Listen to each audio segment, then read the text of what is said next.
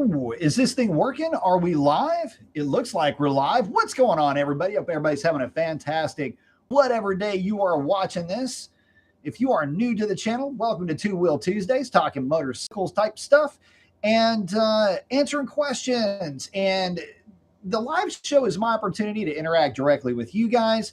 It's also an opportunity for me to walk through, give you some behind the scenes type of stuff that goes on whenever I'm doing one of the ride and review videos. Any of my own stuff that I'm working on, I get the opportunity to just kind of fill you in on some of the gaps that might be questioned during a normal video. And also, it gives me an opportunity to work through some videos that may not make it, like they get cut, but they don't get cut because they end up just turning into a live show. Some videos just don't work out, and I'll just kind of go through that topic as we are on live. So I'll let a few of you guys go ahead and hop on. And while we are waiting, might go blank here for a second. I am going to be getting some GSX-S 1000. Going to be getting some stuff going on with stuff we're going to be talking about. In the background, get this stuff so we can do some share screens, stuff like that. Do that for you. So getting back to it, the thing is that I did two ride reviews today. Did the Suzuki GSX S1000 and the Honda CB500, and had a blast with both bikes, guys. I really did. And the CB500 will probably be uploaded with its post ride review in just a few days. It might even be tomorrow, depending on how that works out. Anyway, going to try to get that over to you guys so you can check out that bike too. Because the thing is with the GSX S1000, it's a very powerful bike. It's exciting to ride, cool to look at. But I do a lot of bikes like that. A lot of fast stuff, a lot of big stuff, neat stuff. But it's also good to give some love to the more entry-level machines too. A lot of people buy them. The Honda CB500 is, I think, number 4 or 5 on the 2024 most sold motorcycles in the North American market. So definitely something to, something to pay attention to. A lot of people love those bikes. And, for me, it represents kind of a cool period of time when you're just getting started with bikes and you are, how do I put this? You're just fresh into it. It's the first time you've ridden on the highway, for example, and the first time you've ever taken any kind of a trip more than, say, 10 or 15 miles, and you're just in there with traffic, and it's exciting and it's scary and all of that. A lot of times that's going to happen on a bike like the CB500. And so I wanted to give that bike some love just because of the place that it represents for a lot of folks. And there's a lot of people that, let's be honest. I mean, there is only one time to have a first. And although you'll own a lot of motorcycles as your journey progresses with this thing called motorcycling, one of the things is that, and I mentioned this in that ride along video, you're only going to have a first time to be on the highway once, right? You're only going to have a first time to be like doing some long trip once. And for a lot of guys, it's going to be a bike like this. You really get your chops, you develop that sixth sense, so to speak, that riders often talk about.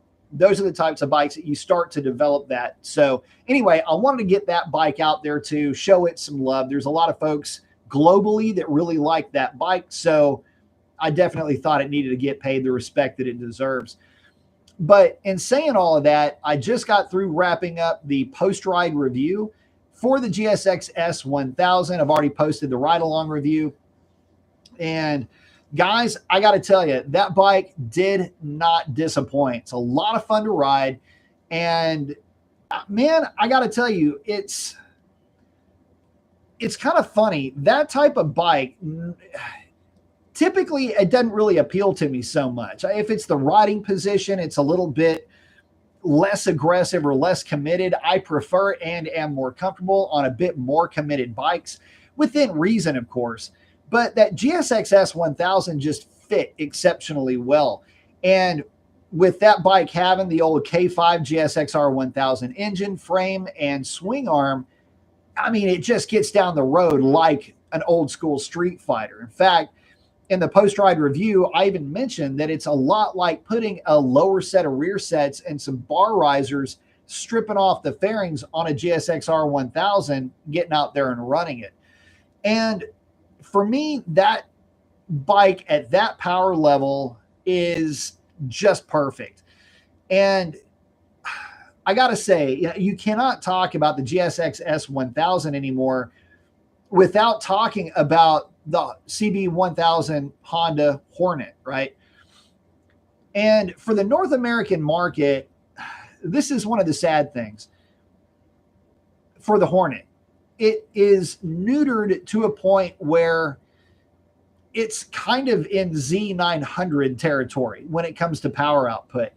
That's not a bad thing. That's not a knock, but this bike, well, it needs to be making more power. That Hornet does. And the GSX-S 1000 is a lot stronger bike all the way around. So in saying that, I mean, the real bargain truly is the GSX-S 1000.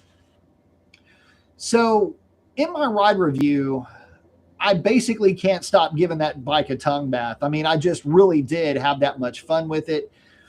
And I didn't see any downside to that bike. And most bikes I would, the Hornet, I like the throttle, but overall, I just felt like, and again, this is by comparison only, I felt that the Hornet is, now that I've ridden the S1000, certainly down on power, no doubt about that. And for you guys that are in the chat, let me know how the chat is coming across. Just in the chat down there, just type in looks good, sounds good, or if I don't hear from you, then I'm going to guess that the feed is kind of cruddy, and we might need to bail on the live show tonight. That can happen. Usually during the week it does. I've found that Saturday shows seem to be okay, but during the week shows seem to be a little bit off. So I will wait to get y'all's input, and if it's, oh, Brent's saying it's crystal clear. Beautiful. Always have to do a check on the live show. So thank you, Brent. I do appreciate that. But yeah, the GSX-S 1000, such a fun bike, the perfect amount of power. This is what I wanted to say, and I don't think that I had said it the right way. Thank you, Michael. Appreciate it. I don't think that I said it the right way on the post-ride review, but here's the thing with the GSX-S 1000. Perfect amount of power. The reason why I say that, much more power out of this bike, like MT10 and up levels of power. I think the MT10 is about where you would end your power search for a bike like this, mainly because unless you're planning on going 130, 140 miles an hour a lot with this bike, the extra power isn't really going to be all that welcome in a way. As wheelie happy as this bike is, I feel like the extra power would almost be a little bit of a nuisance in a way, at least at the speeds that you're going to want to goof off and have fun with this bike. Plus, at some of those higher velocities, you're getting beat up by the wind anyway. I mean, you're more upright. You're going to be, and I say this in the CB500 video, but I am ruining the aerodynamic coefficient of this machine as it is. And there's not a ton of wind protection, although eerily enough, riding the bike, I didn't feel like I was getting buffeted or anything like that. So good on Suzuki with however that was designed to work. But if it's a bike that you're not really in it to win it in high velocity type of situations, that's not what this bike is about. It's about being a riot up to about 125, 130 miles an hour. Just being fun, exciting, just giddy. The bike just seems like it's in a happy mood. And if you want something that is going to be faster and you're looking for a naked bike, there are other options out there, but they're not $12,000 options. Matter of fact, I think in terms of value, the Suzuki GSX S1000 is probably the top of the food chain, at least in the North American market. Now, again, I can't talk about the Suzuki without having the Honda's name in my mouth. And it's because the price point, very much the same. The advertised power, if you want to believe that, very much the same. The Honda's got a great looking TFT.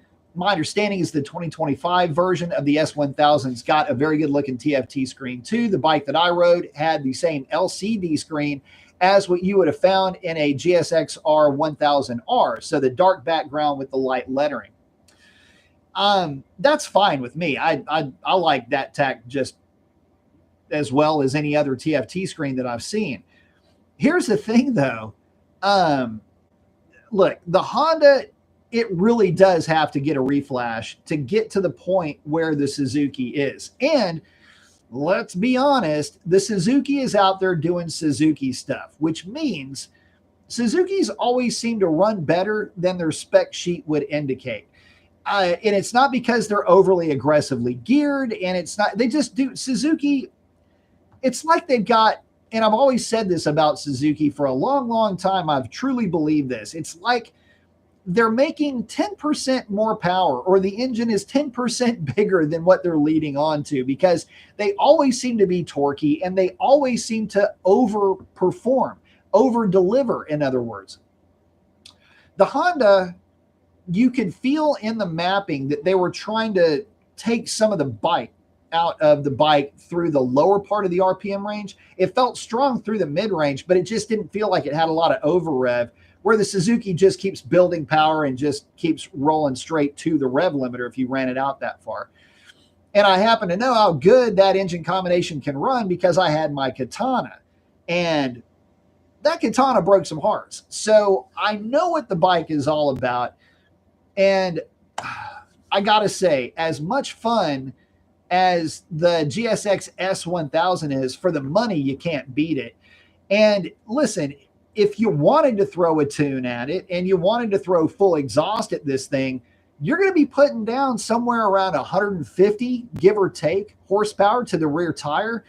That is MT10 horsepower, and you'll be putting down around 80 pound-feet of torque, again, right there in the MT10 range, or any of the leader class sport bike range for that matter.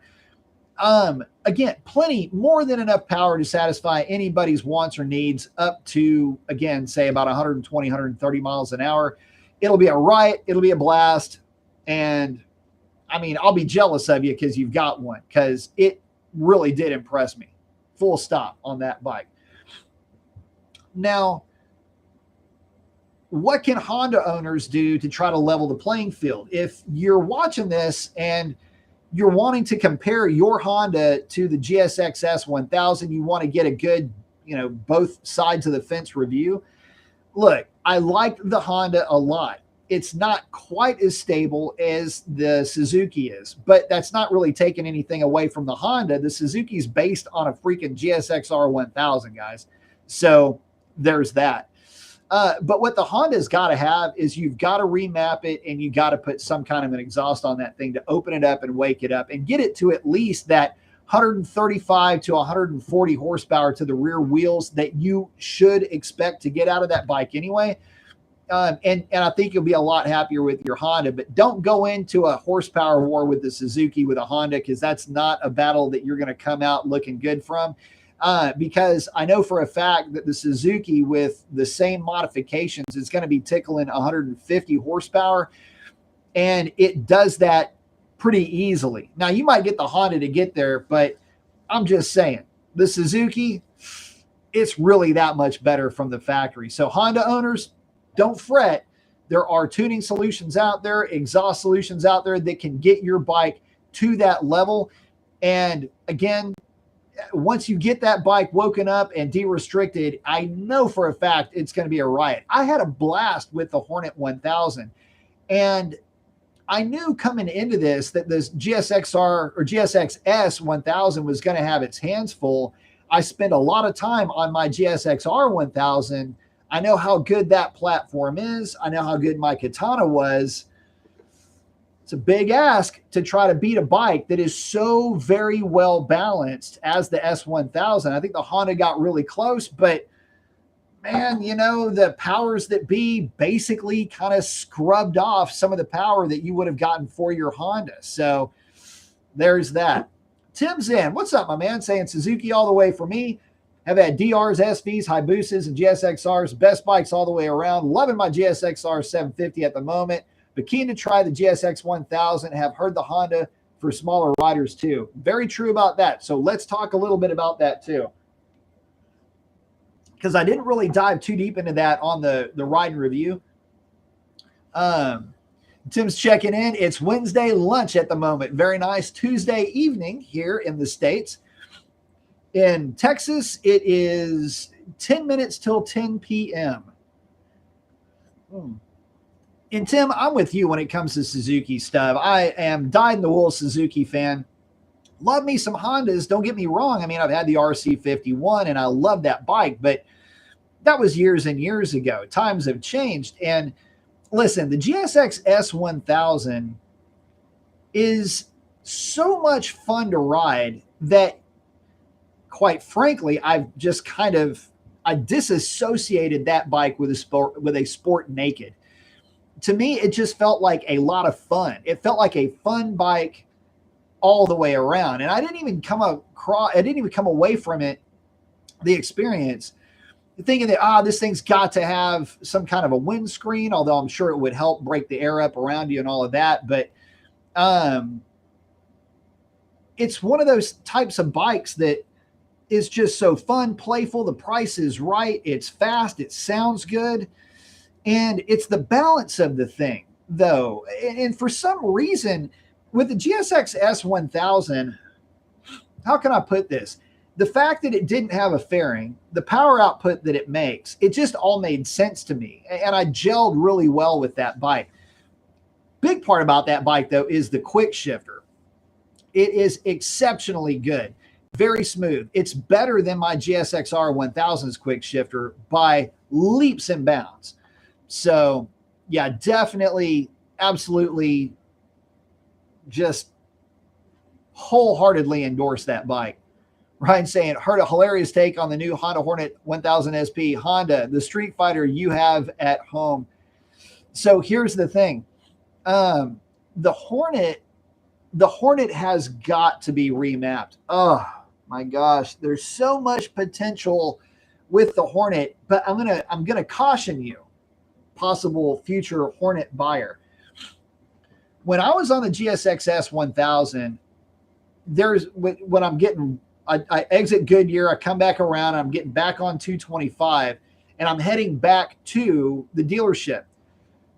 There's that kind of a kink on ramp. It's always a little bit dusty, and sometimes I'll whack the throttle, light the tire up, stand the bike up, and get the bike onto the freeway.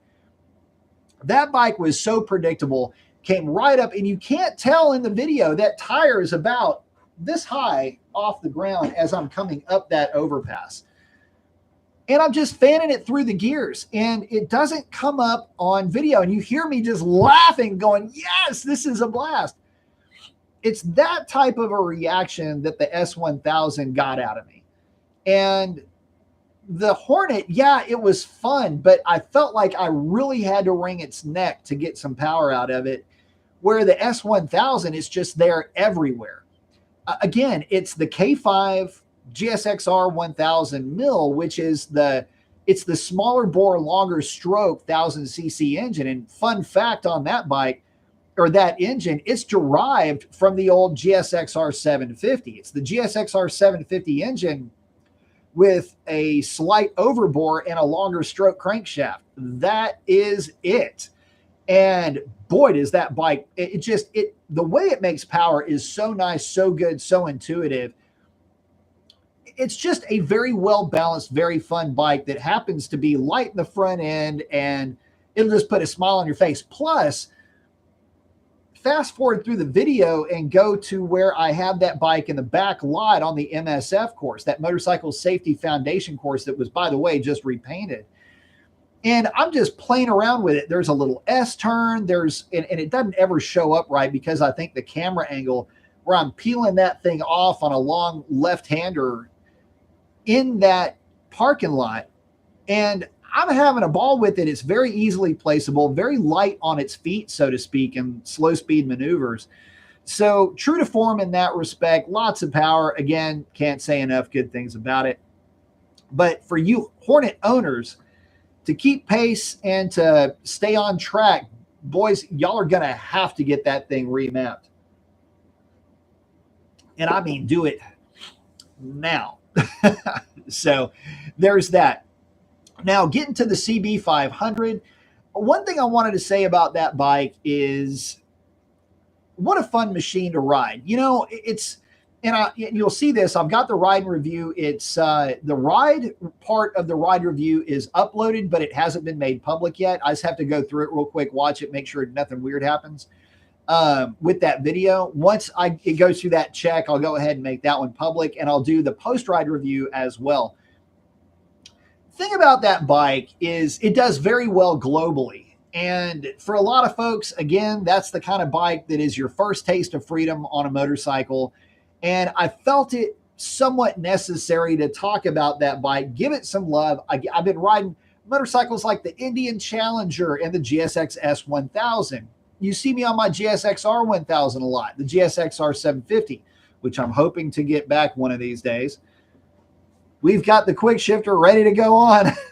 Anyway, I've had a lot of fun with the bigger bikes, but I got to say, guys, it's always cool to go back to your roots. It's kind of like going to your gun case and grabbing the 22, grabbing the 410 shotgun, going out plinking, going out hitting some clay pigeons. It's that kind of thing. It's the thing that got you started, the bike that basically sunk the hook in you, so to speak. And the CB500 is a neat bike. It's making about 47 horsepower. So it's got plenty of power to go down the highway.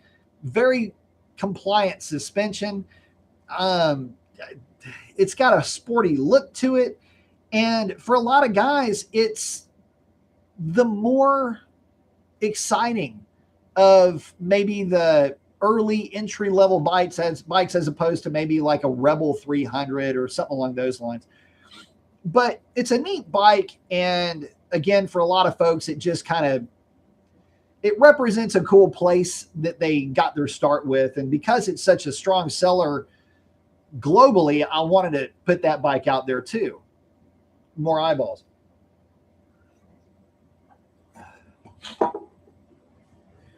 Skid saying, to be honest, I would be more interested in the CB750 at this point. Been there, done that on high horsepower motorcycles. I tell you what, I loved the CB750. That Hornet is a lot of fun. It rides more like a dirt bike. And they are a really good time, but I have as much, if not more, enjoyment with the low end torque. Yes. And in that, I mean, look, the CB750 does a great job with that. It's got extremely accessible torque. And the thing is, if I had any complaint about